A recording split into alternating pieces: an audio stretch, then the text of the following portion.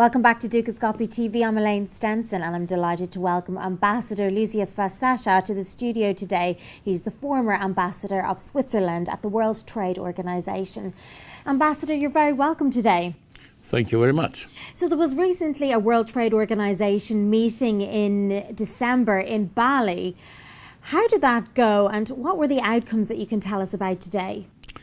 Well, the ministers met for 1 week and finally succeeded to come to agreement. Even if the agreement is modest, we have a new agreement on trade facilitation, which will eliminate bureaucracy, especially in customs. Second, we have an agreement on agriculture, which will bring a better discipline on tariff quotas. And third, we have a couple of measures in order to facilitate trade from a perspective of developing countries.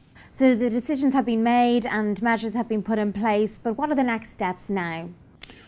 Well, first of all, the day-to-day business of WTO, which should be recognized, which is the governing of the 30 agreements that already exist.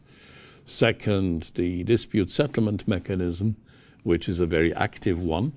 Third, the monitoring of protectionist measures and the monitoring of the national trade policies.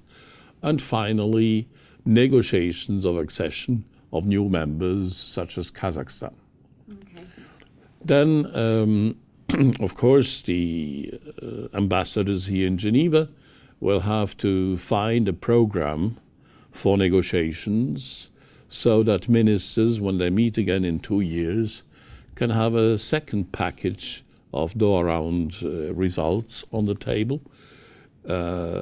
This will take time because since the launching of the Doha Round under a North-South perspective, we have now a trade dimension where it's more about South-South trade and South-North or North-South trade, especially among the majors, which today are the US, the EU, Japan, China, India, and Brazil.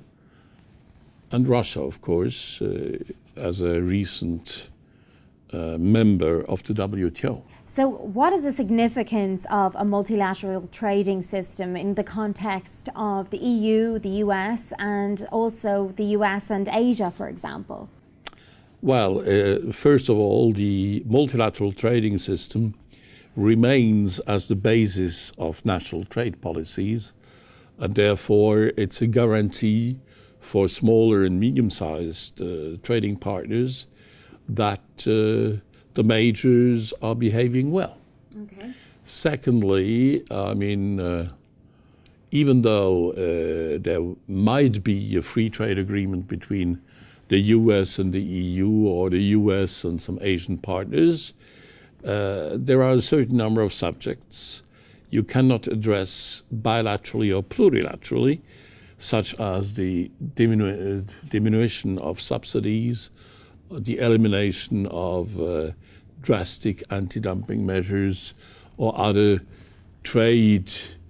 so-called trade security measures where you need a global discipline. Okay, and when are we going to finally see some results from what happened at the meeting? Well, this is a question of implementation. Yes. Certain countries have already introduced these trade facilitation measures. For instance, the EU, Switzerland, Norway, Japan, and others will have to do it.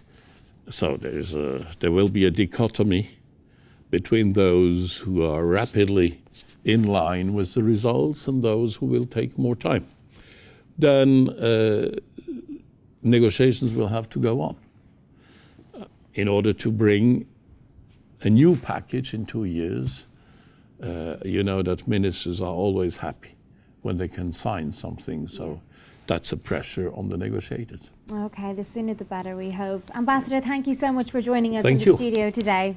Always a pleasure. And that's all we have time for now, but do check back later for further updates and interviews from the Dúchascopy TV team. Bye for now.